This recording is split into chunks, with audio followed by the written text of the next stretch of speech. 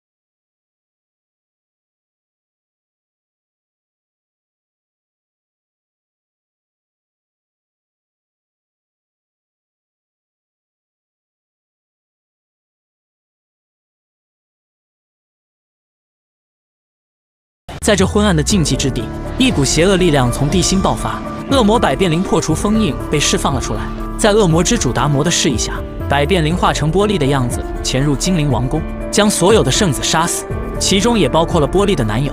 当威尔等人赶回王宫时，6名圣子已全部遇害。现如今，离开王宫的波莉成为了唯一的圣子。众人也从波莉的信件中得知，她要去远方寻找自己的姑姑。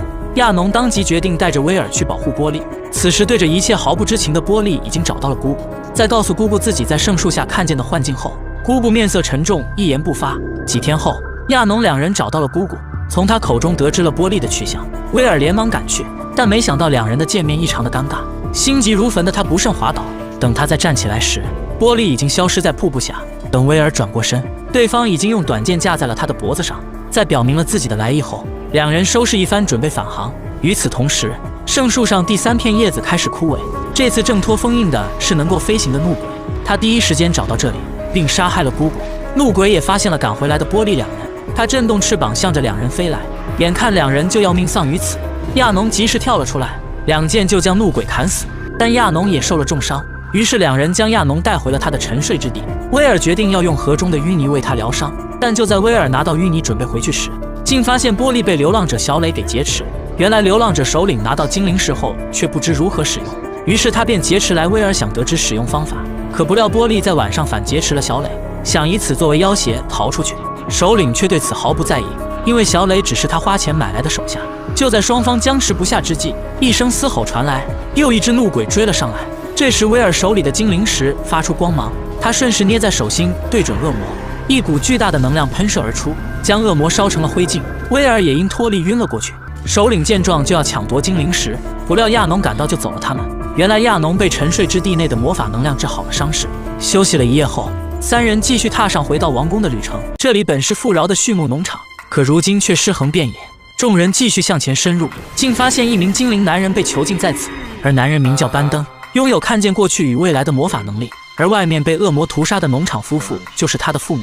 波莉看着如此可怜的男人，决定将他一同带回精灵王宫。也就是这一举动，给他们之后的胜利带来了巨大的帮助。回到王宫后，波莉第一时间来到圣树下，他需要通过圣树的考验来获得他体内的种子，这也是唯一救回圣树的办法。但考验要是没通过，那波莉将面临死亡。随后在众人的目光下，波莉毅然决然地走了进去。在圣树体内，他见到了魔法书中所说的鲜花，可下一秒鲜花吐出迷雾，他再一次来到了幻境之中。而圣树的考验竟是杀死幻境中的威尔，以此来斩断可以影响到他的一切情感。波莉虽然不情愿，但还是杀死威尔，通过了考验。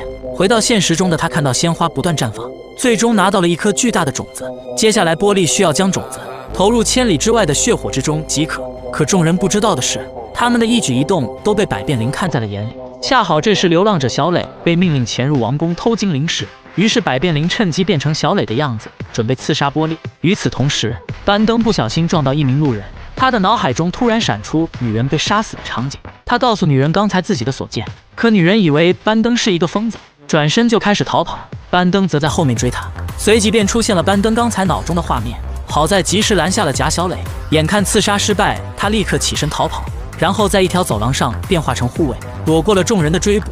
而此时真正的小磊却被拦了下来，给关进了地牢。但亚农却感觉事情有些不对劲，他找来班登，让他再施展一次预知未来与过去的魔法。这次他们也终于得知了百变灵存在的事情。为了将百变灵消灭，亚农将波莉当作诱饵，而百变灵也确实上当，他变成威尔的样子，准备刺杀波莉。可亚农及时出现，扭断了他的脖子。解决掉潜在的危机后，众人正式踏上前往血火的路程。但小磊也被扣押一同上路。原来是圣树告诉波莉，威尔和小磊也是被他选中的人，他们3人缺一不可。可就在他们出发的那一刻，不远处的流浪者首领却盯上了他们。地上的枯草堆突然窜